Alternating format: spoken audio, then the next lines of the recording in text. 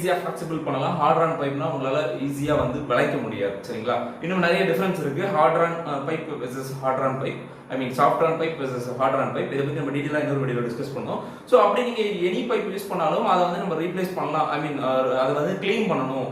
ஏன்னா எக்ஸிஸ்டிங்ல இருக்கிற அந்த ரெஃப்ரிஜரண்ட் ரெசிடியூ வந்து கிளீன் பண்ணணும் அப்படின்ற பட்சத்தில் ஒரு விஷயம் வந்து ஜென்ரலாக எல்லாரும் பண்ணுவாங்க. என்ன பண்ணுவாங்க அப்படின்னா CCl4, அதாவது கார்பன் டெட்ரா குளோரைட் அப்படின்னு சொல்லிட்டு இருக்கு.